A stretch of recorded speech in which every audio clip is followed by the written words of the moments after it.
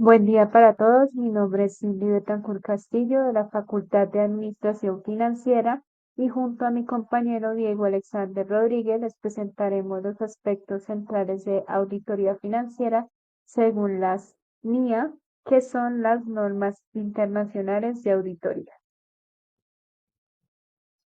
La auditoría financiera es una herramienta fundamental para cualquier empresa, ya que por medio de esta se puede garantizar la transparencia, la fiabilidad y el debido cumplimiento normativo, contribuyendo a fortalecer la confianza de los inversores y mejorando la gestión empresarial. Según las normas internacionales de auditorías financieras de IASB, que traduce Consejo de Normas Nacionales de Auditoría y Aseguramiento, sus objetivos son: como primer objetivo encontramos la obtención de una seguridad razonable, en donde el auditor debe planificar su trabajo de manera que se pueda minimizar al máximo los riesgos y que estos se hagan de manera adecuada, incluyendo la comprensión del negocio, su entorno, los controles manejados internamente y permitiéndole así detectar las áreas de mayor riesgo. El auditor debe recopilar la información adecuadamente, que le permita tener evidencia de auditoría, realizando inspección de documentos, confirmaciones tanto internas como externas, lo cual le permita realizar un análisis detallado de los procesos que se llevan. Como segundo objetivo, encontramos la expresión de opinión, en donde el auditor puede determinar si la información de los estados financieros presentados cumplen con las normas establecidas de las MIA y con estas poder presentar de manera justa la situación de la empresa, su rendimiento, los flujos de efectivo, incluyendo allí todas las revelaciones necesarias. En el tercer objetivo, encontramos la comunicación de los resultados, el cual se caracteriza por una adecuada publicación de resultados hallados durante la auditoría, en el que el auditor durante la auditoría presenta un informe en el que se encuentra su opinión sobre los resultados financieros obtenidos, así como las evidencias y falencias identificadas durante el proceso. En este informe, el auditor puede identificar las diferentes debilidades, proporcionando recomendaciones para mejorar los controles que permitan fortalecer los procesos internos de las entidades. Por otro lado, los compromisos éticos que recaen sobre el actuar del auditor. En primer lugar, el auditor debe tener un gran compromiso, el cual refleje la integridad, la objetividad, la competencia, confidencialidad, teniendo así un enfoque acertado en su trabajo, reflejando veracidad en la presentación de los hechos sin ocultar información ni que ésta influya en sus decisiones. Por otro lado, el auditor debe tener competencia profesional, actualizando frecuentemente sus conocimientos y habilidades, garantizando siempre el profesionalismo y su experiencia. Uno de los compromisos más importantes es manejar la confidencialidad de la información obtenida de la empresa y no debe de usarlo para su conveniencia personal. Y por último, el auditor debe tener total transparencia en medio de un riesgo significativo identificado durante la auditoría, como lo son los fraudes, el incumplimiento de las leyes y la debida regulación.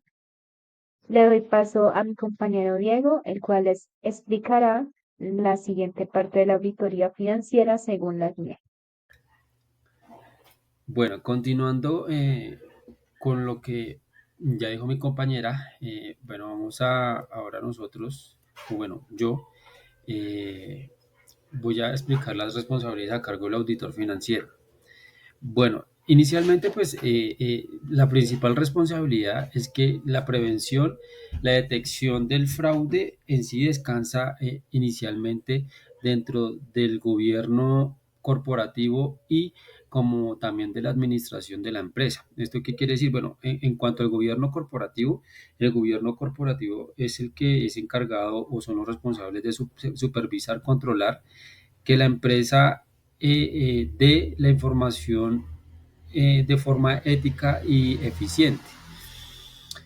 Todo pues para poder mitigar o poder prevenir el fraude dentro de la compañía. Ahora sí, una de las primeras responsabilidades del auditor es que el auditor, de acuerdo a las NIA, debe tener una seguridad razonable de los estados financieros. ¿Esto qué quiere decir? La seguridad razonable es el nivel de certeza que el auditor proporciona acerca de la exactitud y fiabilidad de los estados financieros, pero al mismo tiempo él debe tener una actitud crítica y una actitud escéptica de los mismos. Otra de las responsabilidades del auditor es que, pues ya al obtener la seguridad razonable, el auditor de, es responsable de mantener el escepticismo profesional en absolutamente toda la auditoría. ¿Esto qué quiere decir? Eh, o sea, él está haciendo la auditoría, pero la actitud de él es de cuestionar absolutamente toda la información que llegue. Incluso cuando la información parezca que sea plausible o que sea exacta o sea buena, él debe siempre evaluar de manera crítica absolutamente toda la información que reciba dentro de su auditoría. Todo esto para evitar fraudes que puedan estar muy bien, eh, no sé, como escondidos dentro de los estados financieros. Otra es que el riesgo de que el auditor no detecte un error de importancia relativa por fraude de la administración es mayor que el fraude de empleados, porque la administración frecuentemente está en posición de manipular directa o indirectamente los registros contables. Pues acá es que eh, los administrativos o las personas que están con mayores cargos son las personas que mayormente o en su mayoría, eh, al tener información de primera mano, pueden manipularla. Entonces, hay que tener o el auditor debe tener muy en cuenta esto. El otro de los riesgos es que el riesgo de no detectar un error resultado de fraude es mayor que el riesgo de no detectar uno que sea resultado de una equivocación.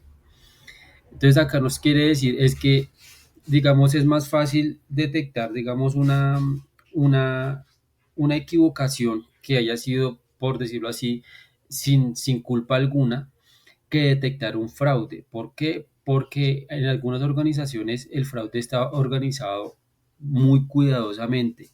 O sea, tienen ya sistemas sofisticados para hacer el fraude. Y y las empresas o algunas empresas ya practican también la colusión.